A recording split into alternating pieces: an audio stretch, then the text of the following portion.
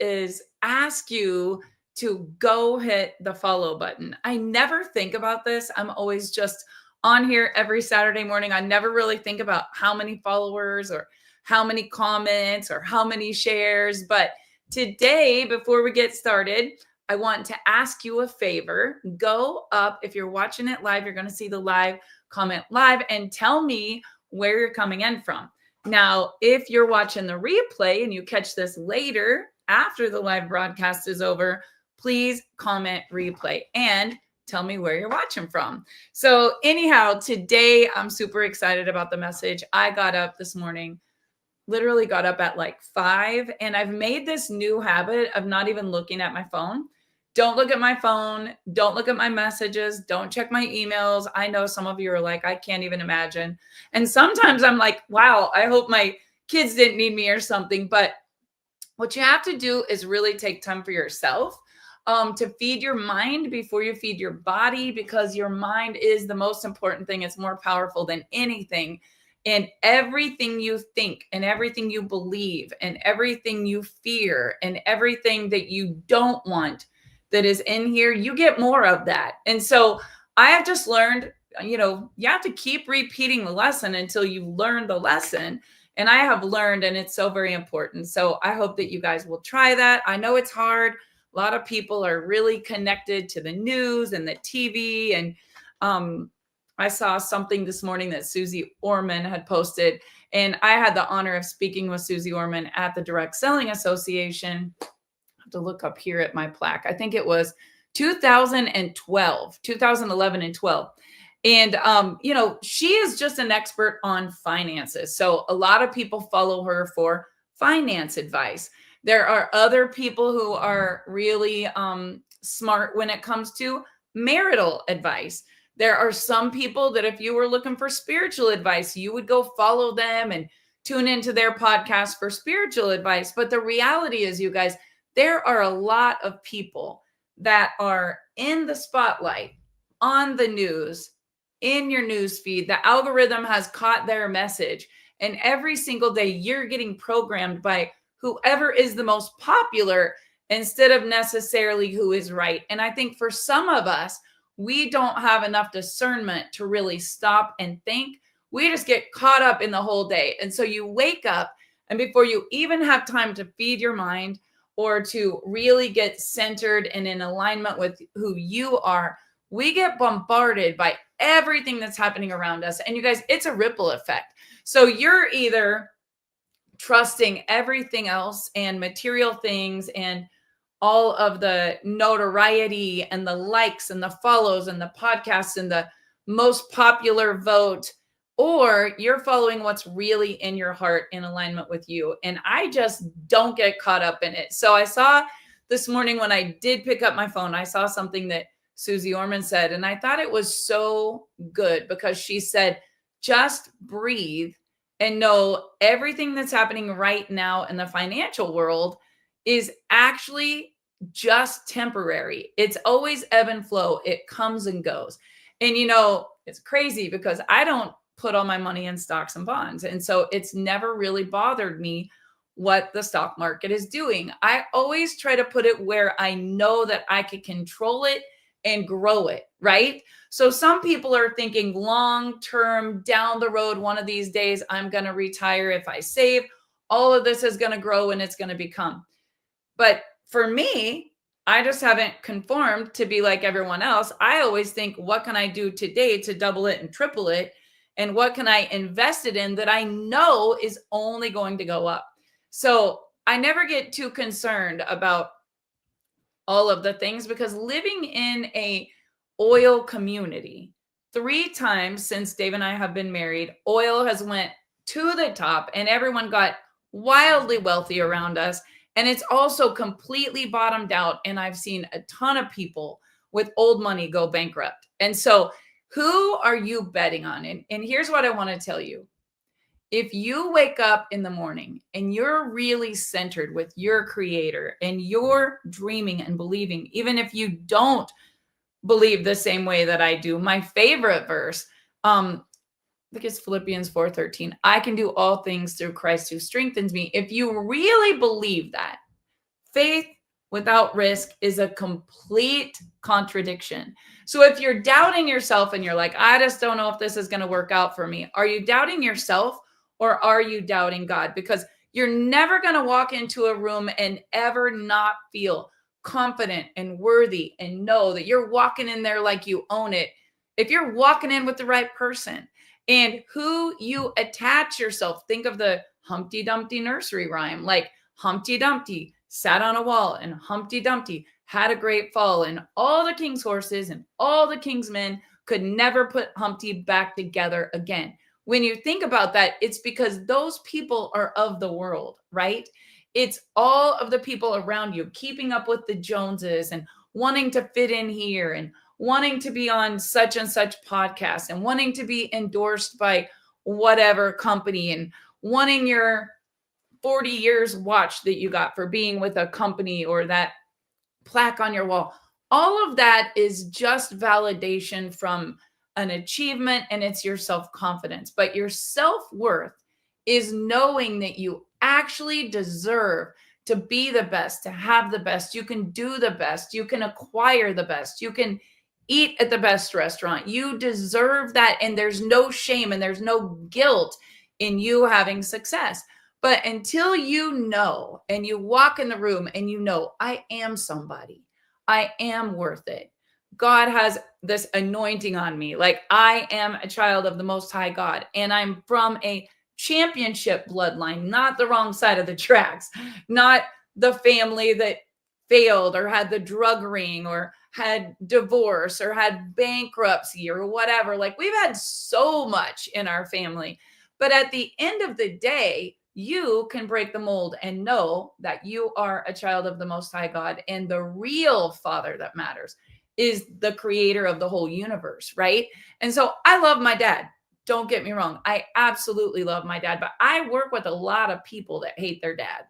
And I work with a lot of people that have so much unresolved conflict and so much, if you knew what happened to me and I'm going to get even and it's not fair and this happened to me. And I mean, so much of the past, it's like all this baggage that everybody just wants to keep carrying around. And the minute that you just surrender it and release it, and you're like, I have no self-doubt, I have no recollection of any of that being a failure. It was all conditioning me to have the capacity to be freaking amazing. And so there's either self-doubt or there's God doubt. If you have self-doubt, you're not doubting yourself, you're doubting God. There's really no in between. And so regardless, and I want to do a little disclaimer here, I am not pushing my beliefs on you, and I absolutely am not offended if you don't believe. Because when I ask, who should I love and when should I love them, there's a quote I wrote down from Bob Goff. Every time I wonder who I should love and for how long I should love them, God continues to whisper to me, everybody, always, because God is love. He's not a certain religion. He's not a certain race. He's not a certain belief system. Like he loves all the little children of the world. And I think some people haven't got the memo of that. They think that because they go to church every week or because they eat a certain way or because they sit a certain way or because that they are loved more. And the reality is that is just not true. That is just not true. And that is my opinion. And you don't have to agree with me, but I have found that all love all the time serves me and it attracts more. And abundance can only flow where energy goes. And if it's not love, it's not good energy. If it's not joy, it's not good energy. So there is an energy scale. I don't know how many of you know about this energy scale, but go look it up. And authenticity up here and joy and love is like just levitating, where everything flows to that, right? Like you see 4 cardinals in a day and you see your favorite number and you get the upfront parking space and all of a sudden you get a direct deposit and everyone wants to join your team and your husband wants to take you on a fabulous date. And then there's people that vibrate at a very low vibration where they're just mad. They're just mad all the time. And they're not going to get over it because they don't need to get over it, because what happened doesn't need to be gotten over. And what happens is they stay so low, nothing good can flow. Nothing good can flow. And even if it does, they get a great promotion in their job. They get all sevens on the casino machine, right? Like they land an amazing date and they think, oh my gosh, this guy could be the man of my dreams. But because of the vibration, like energy matches like energy, and you actually sabotage all the good things right before they happen. Do you know what sabotages most success? Fear that it's not going to happen. And so what you don't want, you continue to get more of because it's the only thing you think about.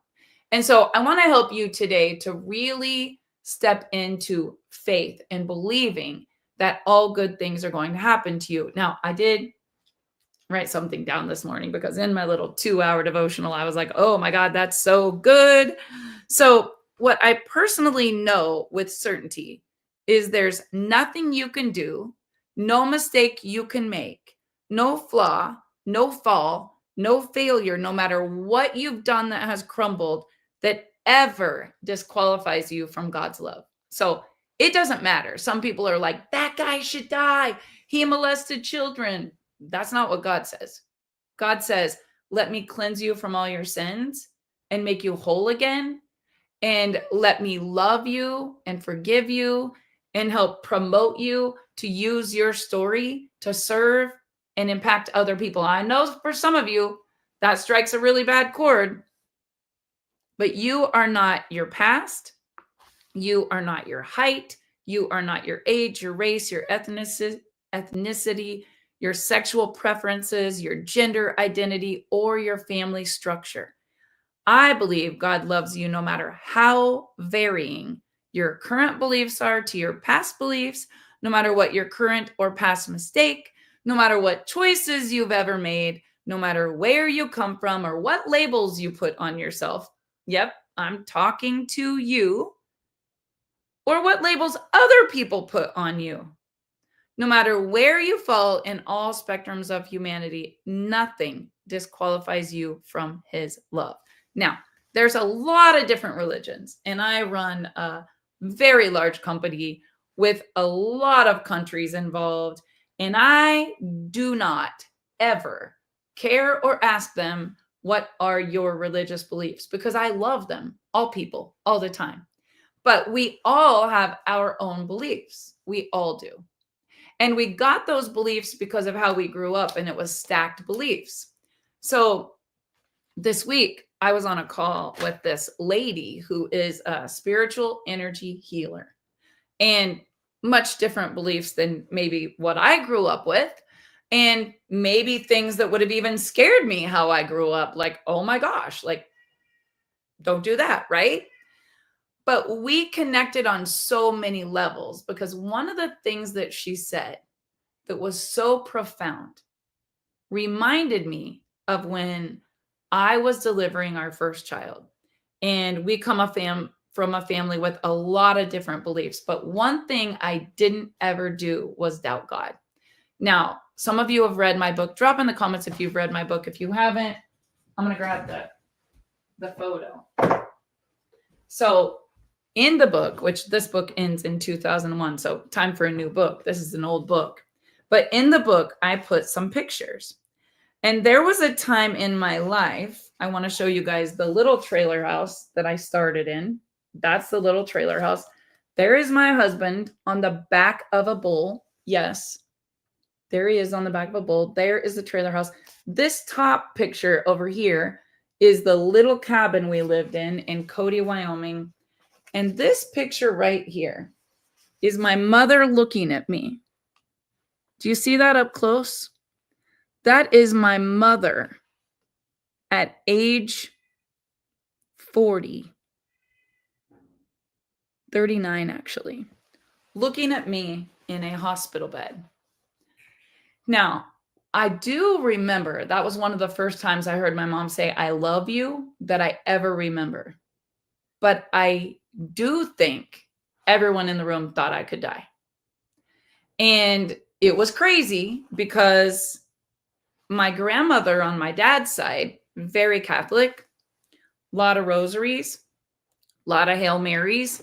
I went to church with her every Saturday night, right before singles club when everyone could go out. It was fine to go out because confession, like it was okay. And that was her beliefs. And then around the block, the grandmother that I lived with, who was a Baptist, would have said, no red lipstick. I wore this just for her. No shorts, no heels, definitely not wearing a two-piece. And we went to church on Sunday night, and we went on Tuesday night to Women's Missionary, and we went on Wednesday night to Good News Club. And we cleaned the church and cooked on Saturday for Sunday so everyone could eat after church, right? So I had grandma on one block, 3 doors away from each other. Lived with my Baptist grandmother most of my childhood years because my mom and dad were workaholics. And then I had my other grandma on the other side.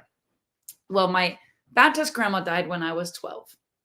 And so what do? Like, you go wherever you always believed. You do what all you ever believed. And I had so much fear of God that if I did something that didn't fit into her rules, I literally felt guilt, shame. Like, I was afraid a lot.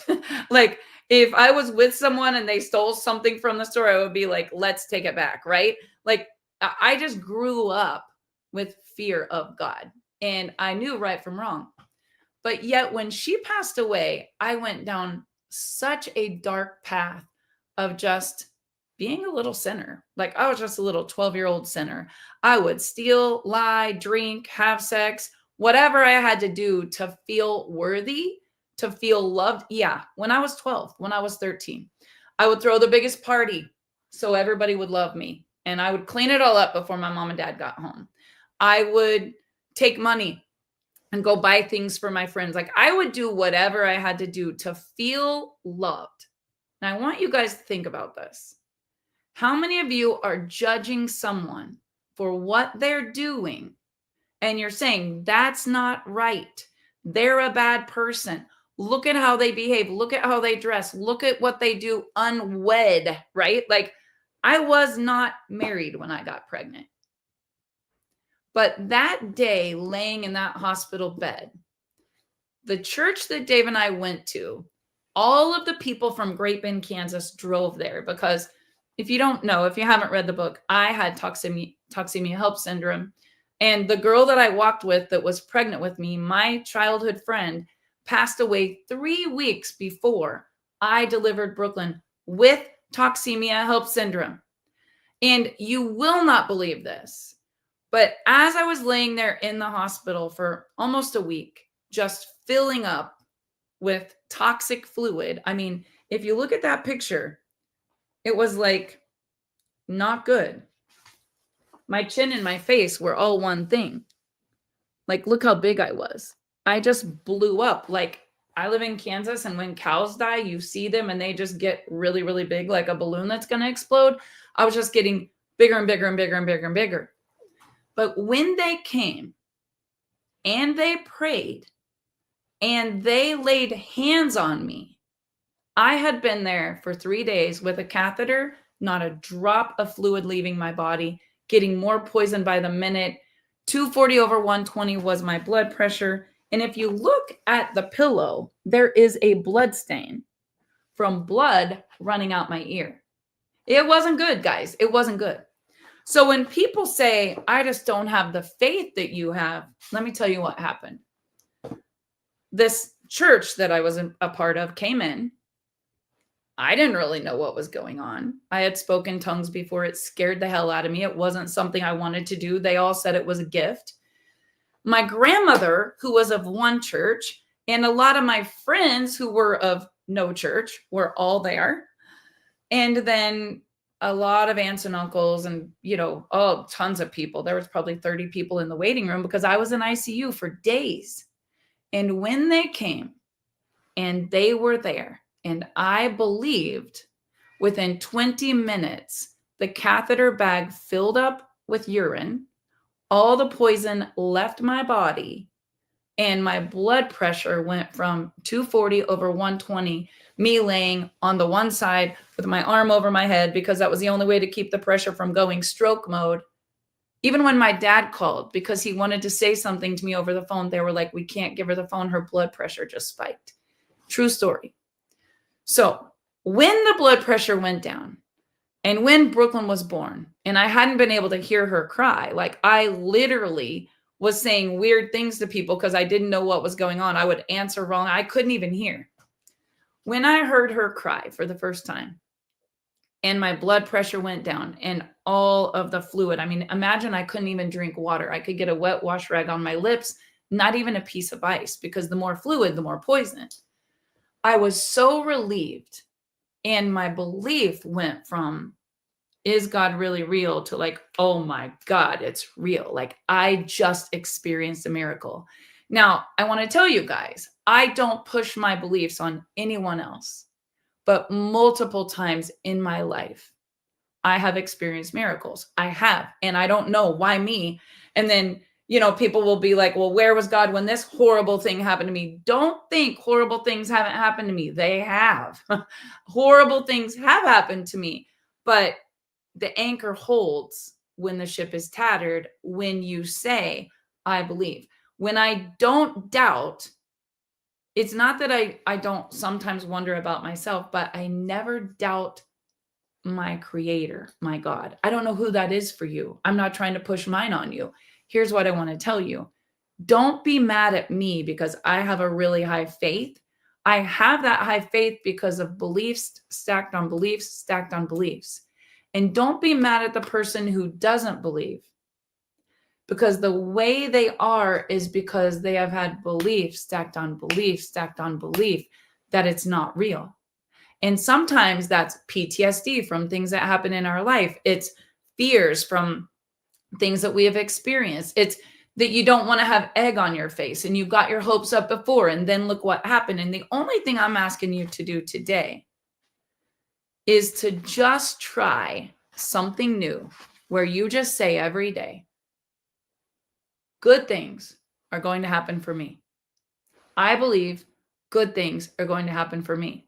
This lady this week said, do you realize that the energy of someone within 6 feet of you, and I do believe this because I can feel it and I know it right when the person walks in the room.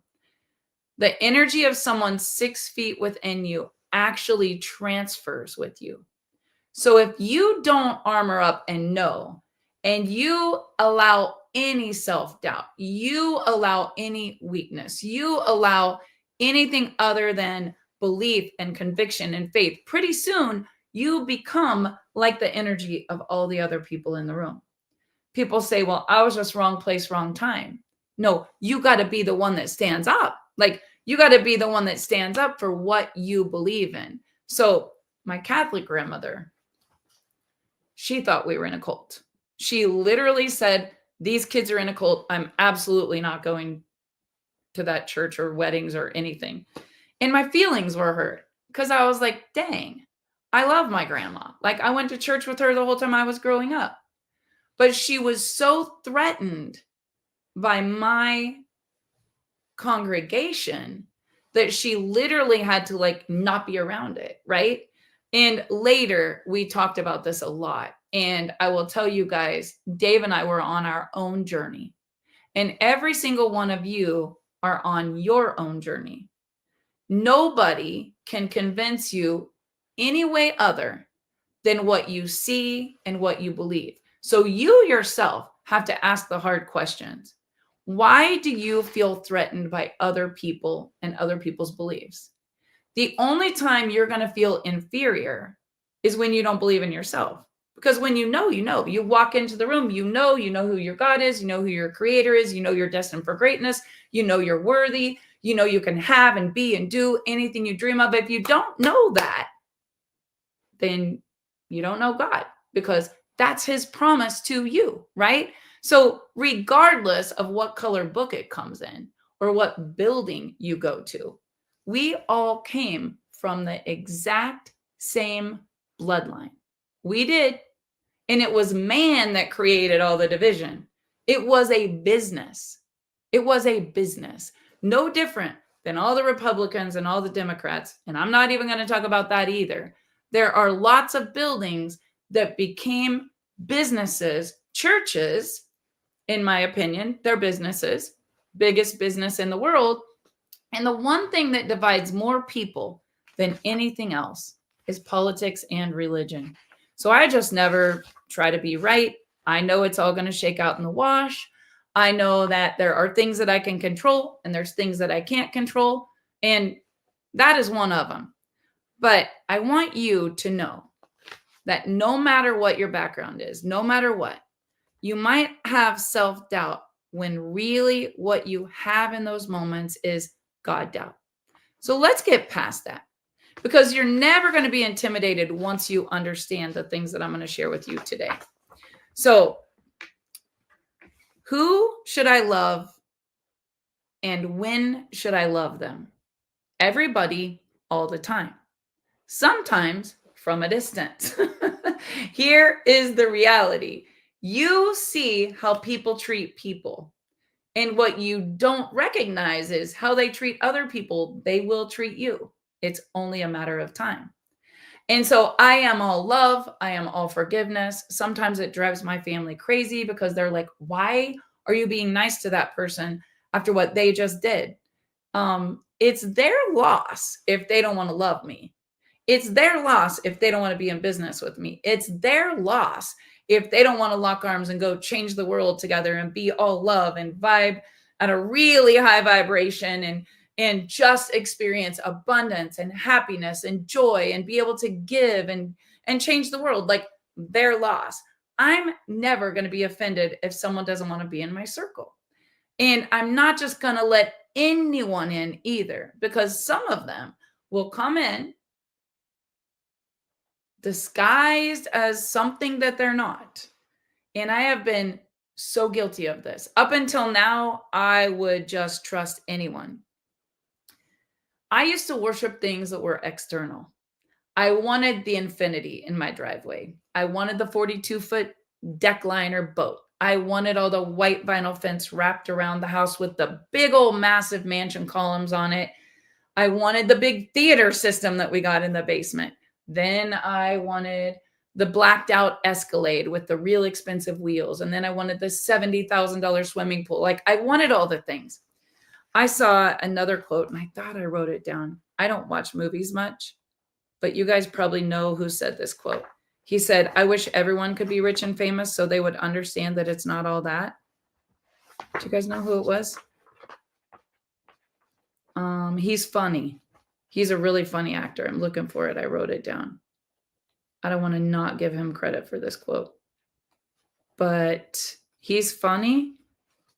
He's not in Big Daddy, but he's in Happy Gilmore. Who's in Happy Gilmore? You guys know? Hold on, I'm getting to it. I'm kind of embarrassed that I don't even know this, but I don't know my movies. I've never been a movie watcher. Brooklyn and Dave, they can quote every line from every movie. But anyway, I'll find it. So what he said is he wishes everybody could experience being rich and famous so they would know that it's not all that. So in my 20s, I wanted to really be, yes, Adam Sandler. In my 20s, I wanted to really be popular. I wanted to show them. All the people that were naysayers, I couldn't wait till I could quit my job. I was going to roll in that nice sports car. I was going to let the whole town know. What you realize is once you really have success, you kind of don't even want anybody to know. You have more fun giving away than you have keeping, and all that material stuff doesn't really even matter to you. You get your greatest joy from contribution and helping other people because you know it's possible. Like, you know what could happen. I am so distracted looking for this quote because it's driving me crazy. You know what could happen. And so you never stop. You never stop trying to help all these other people get that. And in my life, what I have found is when Dave and I moved into a 10,000 square foot mansion that literally had an intercom system, and it was the nicest house in the city 30 minutes from here. And our kids had the big high school birthday dances and all the stuff. Couldn't wait to have it. Couldn't wait to move out of it because without my kids in it, it was actually very, very empty. Okay, I messed up the quote. I was wrong. I wish everybody could get rich and famous and have everything they ever dreamed of. So then they could see that that's not the answer. It's Jim Carrey. It's not Adam Sandler. Are they kind of alike? Are they both funny? I hope. What, Dave? They're pretty close, honey, he says. So, Les Brown says, people say money's not everything, but everybody wants to find out for themselves. So what I have found, when I had the most, I have sometimes felt the most empty. And when I was on the journey, I have felt the most full. Today, Dave and I live in the same house we bought in 2000 when our kids were little. I mean, we fixed it up. We painted this room this week and we're going to plant some flowers and do some landscaping, but it just moving into a big old crib just doesn't really give me any fulfillment unless my kids and grandkids are going to be there. Like if we were going to have a compound and they were all going to be there, I would make sure we had enough room. But you got to find out for yourself what is your purpose and what is your passion. Making the decision for you to believe that you're worthy just exactly how you are, not validated by followers, likes, cars, the G-Wagon, the convertible, had all that, the Harley Davidson. Without the people you love, you probably won't even want that. There's this social conditioned idea that material things make us successful, and they actually don't. What happens is you trade your time for it. You make strategic decisions to get all these things. Your relationship pays for it. You choose to focus on everything that you think is so precious. And then when you get it, and if you ever do lose someone that was so precious, you realize you would give up every single thing you had for one more minute with that person. Some of you know, some of you don't know. I lost my neighbor lady, like my main friend at the lake. We were in Arizona with the grandkids. I was texting her. She got a diagnosis. She got to the hospital.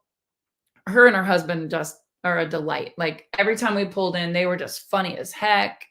They had their little Harley Davidson trike they would go on. They retired to be on the lake. He sold his body shop. She was a hoot.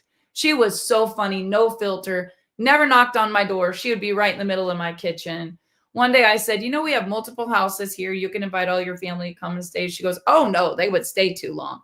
We would just die laughing. She was very set in her ways, very, very set in her ways, very opinionated about politics and everything.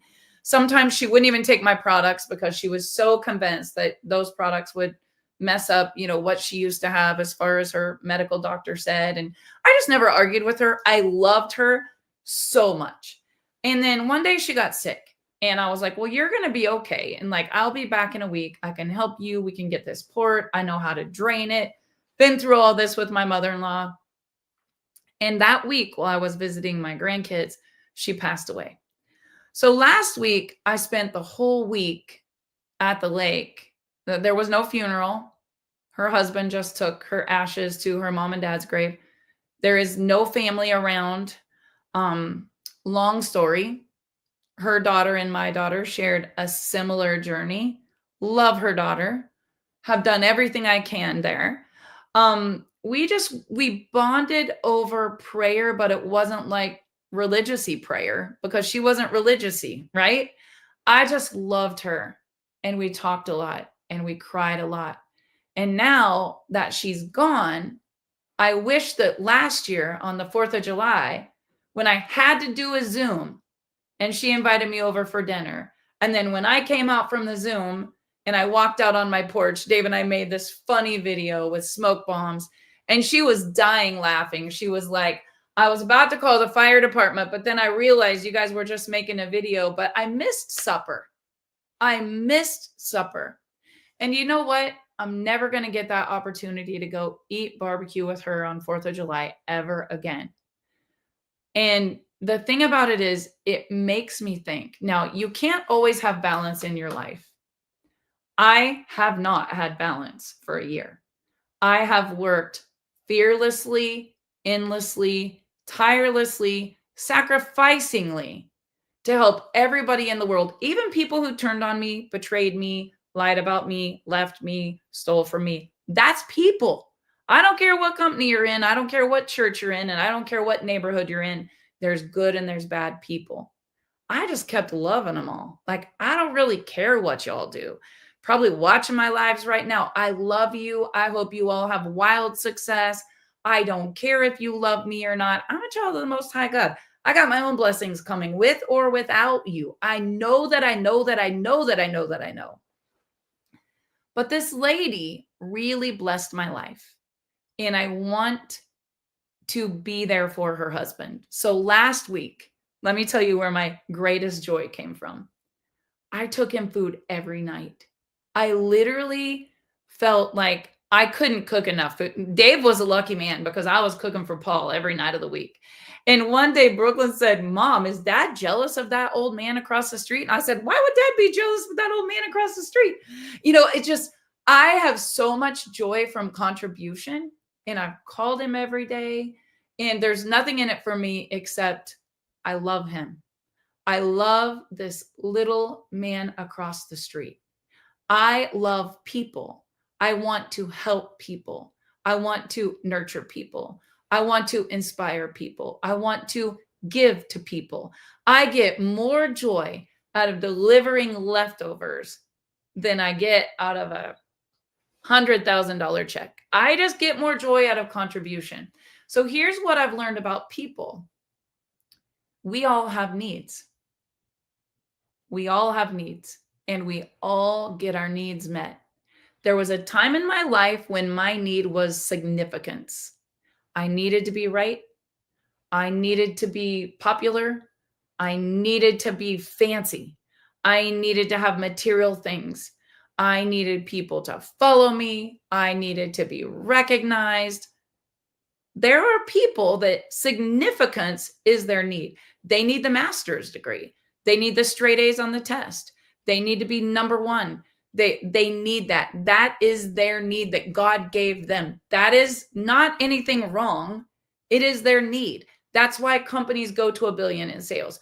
That's why teams win national championships. Like, it is not a bad thing. You need people who need to be significant in order to be successful. You also have people that need certainty. They need certainty in their life. If it's not for certain, they're not going to do it. Why is that? That's the way God made them. Stop trying to make the people who need certainty, who need to play it safe, who need to stay within the rule book. Stop trying to make them, Barb, break all the rules with you, take a risk, go to the top, walk away, burn the ships, go do the thing, start a ministry, start a company. Like, they're not those people. And that's okay because God made them the way that He made them. They have a purpose. You have a purpose. Stop being offended by the people who have a different purpose than you. They're not your people. Stop trying to change them. Stop telling them that they're wrong. Stop not loving them. Stop bullying them. Stop giving them the silent treatment because they don't conform to your way of thinking. It's sad to me that my neighbor lady did not have a funeral, did not have family all around when she died. It's sad to me that she was alone in a hospital a few hours away, life watched, with her daughter incarcerated and her husband trying to get enough rest to get in the car and drive a few hours and no family around. I had no idea that she had a son. And one day when I was there helping Paul, I met this kid and I said, "You must be the nephew." He goes, "Nope, I'm the son." So later, when Paul and I were sitting there talking, and their daughter had a real struggle with addiction, actually crossed the center line on Christmas Eve. And she's an amazing girl. I love her. She was drinking. She crossed the center line, and an elderly man lost his life on Christmas Eve driving to see his family on Christmas. Now, it's horrific and it is wrong. But here's the crazy thing that I know. God loves her. And he forgives her. And he is with her. And he has a purpose in her life. And she has a soul plan. But there are people that would literally share that article and judge and go crazy because they don't know what I know. Now, sitting there with Paul, I want you guys to know, I said, I didn't know you had a son. He said, no, they haven't talked in years. I said, are you kidding me? He seemed like a great guy. He was a nurse, in fact. We had a conversation. I said, what do you do? He said, I work in a mental health facility. I said, oh, that's God. Like, we need to be friends. What in the world is going on here? And when he left, I had a long talk with Paul. And he said, they stopped talking several years ago because he doesn't like guns.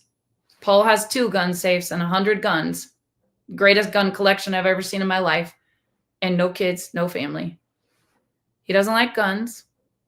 And he doesn't like Trump.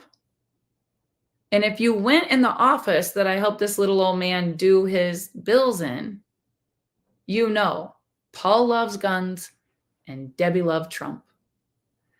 And I thought about it all week, guys. I thought about it all week.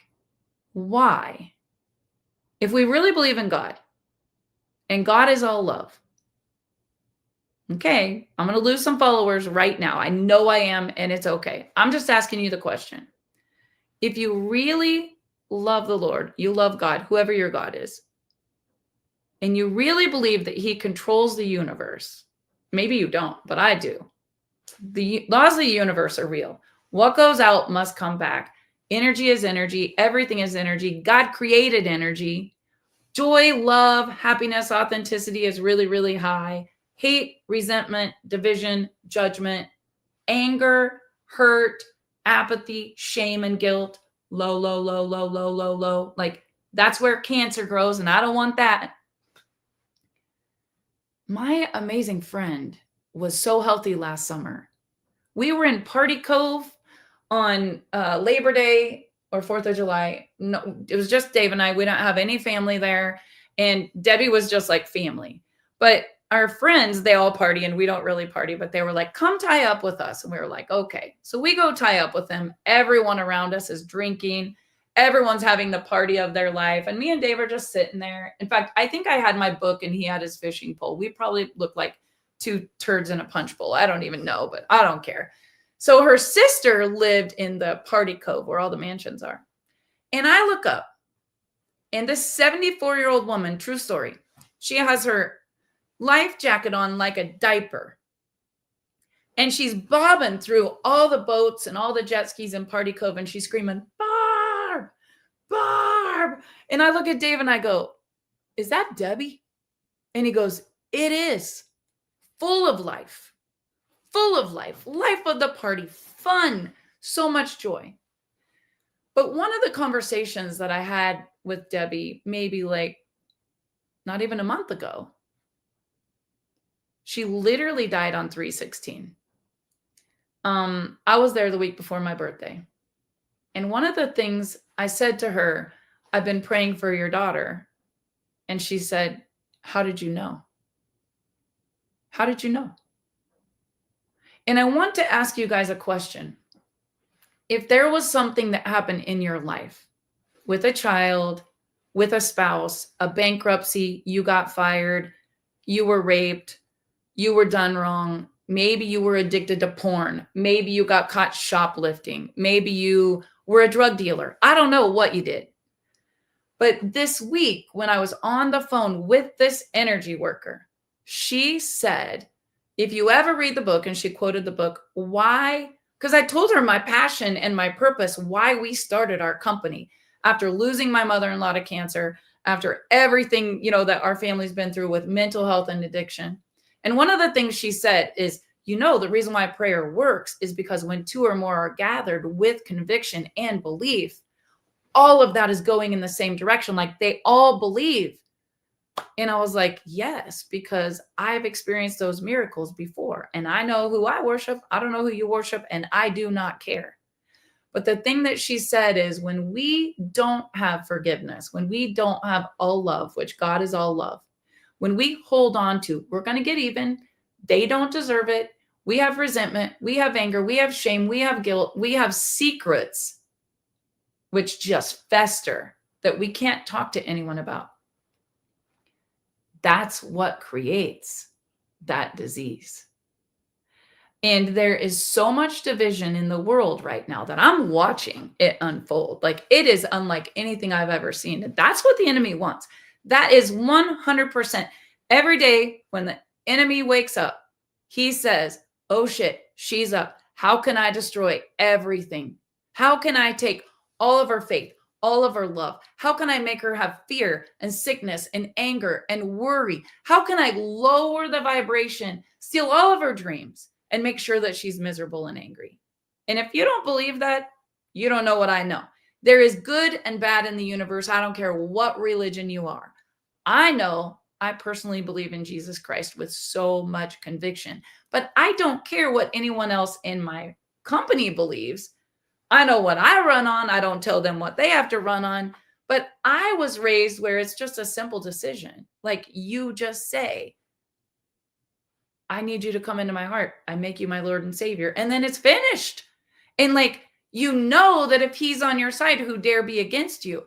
And I wish so badly I could have other people feel what I feel in my heart, which is all love all the time for all people, no matter what. And when I struggle or I have a hard time forgiving someone, I just remember that nobody can ever hurt me as bad as I hurt him. So who am I to judge? And I have no doubt God is going to bless. God is going to bring so much abundance. God is going to reach so many people.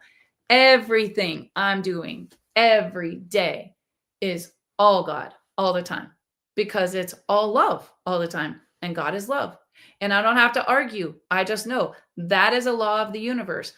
Up here is all love. Down here is not all love. I watch people every day in my business that have more potential and more talent, and they have more opportunity, more money, more skills, more brains. Like they've got it all, but they have no self-worth and no self-confidence because they doubt themselves, which means they doubt that their creator created them to be great. He created all of us to be amazing and abundant, and we're all worthy. It's our thinking that makes the other so. So I can't change anything about what happened with my neighbor lady, but I can learn. I can learn. And I told her about 6 months ago, you have got to let go of this. You have got to quit being so full of all of this emotional stuff. Nope, I'm good. I'm good. I'm good. That's what she said every single day. And I'm grateful that I could pray with her. And I'm also grateful for the wisdom that I got from her. Because here is the thing that I know. My beliefs have been stacked upon beliefs, have been stacked upon beliefs because of evidence that I have seen. And every single one of you are doing belief after belief after belief after belief after belief because of what you see. Because the room you're in, the people you're around, the beliefs they have, the energy they carry, the negative you're allowing, the doubt that is planted, it's all contagious. And here's the scary part for you. An ounce of doubt will sink your ship. Where do you get your belief from? Where do you get your belief from? So every single morning, I woke up this morning, 5 a.m. I did not even look at my phone until 7 a.m. And by the time I looked at my phone, I was so armored up, nothing could stop me from God's plan. Not an ounce of doubt is coming in anywhere. Now, I have a lot of adversity in my life in the past. And there were times where I literally felt like I was so broken I couldn't have beat myself out of a wet paper bag. But that is the story of the butterfly. And I want you guys to think of the caterpillar that you see. It's spring. You're going to start to see them. They're everywhere. They eat up all the leaves. They're just eating leaves. They're just eating, right? And then one day, they literally transform in a cocoon, liquefied. Very low chance that they're going to make it. Liquefied to later form wings that are wet, liquid, and it's very hard for them to fly. And a lot of them die during that vulnerable state. It's why I love the story of the elephant. And that's for a whole nother training. But oh my God, what we are building here is so amazing. And I'm watching people with so much adversity and so much failure and so much pain and so much hurt and so much judgment, just let it all go. Winston Churchill said, I have it huge on my wall. He said, success is walking from failure to failure to failure with no loss of enthusiasm. Keep walking with no loss of enthusiasm. Celebrate the failures. That's where you get your capacity to really be great. And like that butterfly that's liquefied, it starts to form the most beautiful wings. And then one day it flies and everyone's in awe. Oh my gosh, look at the butterfly. But what nobody thinks about is what the butterfly went through when it was absolutely liquefied and close to death. Literally could have died. Very low chance of it making it. There's the 98%ers and there's the 2%ers. And I wish I could change that. But I hope you all know you're a 2%er or you wouldn't have even watched this far. Drop in the comments, I'm a 2%er. 98% of the people are going to stay in the same environment that is comfortable.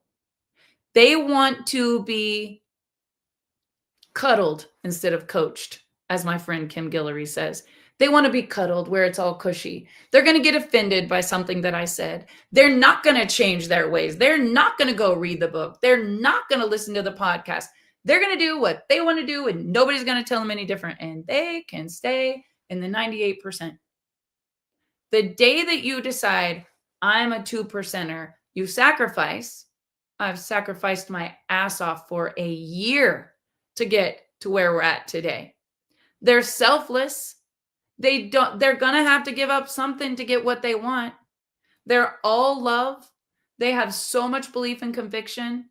They do the right things long enough consistently to protect their environment, to build their circle, to where when they're in that liquefied state, they know they're being conditioned. They're not the victim. They're the victor. They're not going to be resentful and mad. They're going to be grateful. They're going to wake up. How many of you have my little, where is it? My planner where you wake up every day and you write how grateful you are. Oh, it fell on the floor. I see it right there. You go to bed every night with your gratitude list. You're all love. You learn the lesson. You don't blame. Blame is for losers, right? You take full responsibility. You say, it's my fault. I'm going to get better. I say that all the time on our corporate calls. Oh, I'm going to get better at this. That is my weakness. I'm going to get better. I can't blame anyone else if something doesn't go right. I have to get better. And if you're not growing, guys, you're dying. It is hard to watch people when they're not winning. It is hard to watch people when they're dying. They're either growing or they're dying. But do you know what? None of us are getting out of here alive. That's a fact.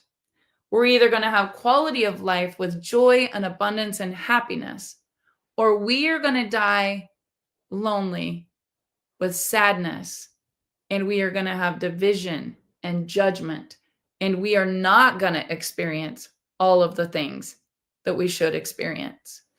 The sooner that you learn to be all love and to forgive, and don't take anything personally, just let people be how they are. Be the first to forgive. Be the first to call and say, I'm sorry. You're going to be vibrating at such a high vibration. Abundance is going to flow to you to where people are like, how in the hell did that girl from Kansas Just do what she did. I'm more experienced. I'm more talented. I have more money. I have more clout. I have more followers. How did she do that? She didn't do that, guys. God did that. God did that. And he wants to do it for you. And I'm telling you with every ounce of conviction in my soul, if he can help me on my deathbed giving birth to my daughter, Brooklyn, if he can help Brooklyn in an ambulance when she was completely blue and everyone said she's not going to live, if he can take a bankrupt beautician and a bull rider and bless them with companies doing millions of dollars, he can definitely help you pay off your American Express. He can help you get into your dream home. He can help you build the nonprofit that you want. He can help you get to the next level in your job. But so many people they won't eat the humble pie. They're chasing material things. They're chasing all the things to make them feel significant.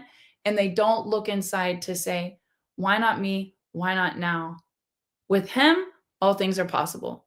And you guys, again, I don't want to push my beliefs on you, but it's hard for me to watch you struggle. And it's really, really simple decision.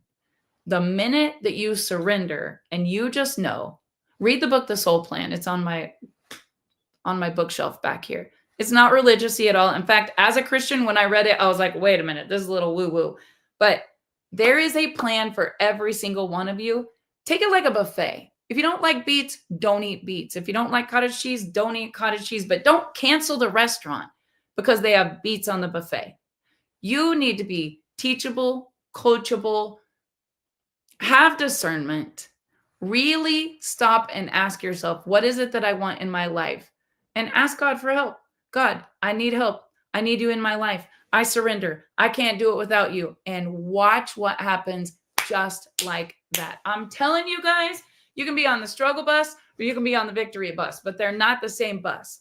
And sometimes you've got to get yourself out of the environment and the conversations that are not serving you, because 2%ers don't talk about people. They talk about opportunity. 2%ers don't hate. They forgive, and they're all love. And 2%ers don't talk about the past. All they talk about is the future. So I'm telling you guys right now, you have everything you need to have all the abundance in the world, and God wants to bless you, your life, your business, your health, your family.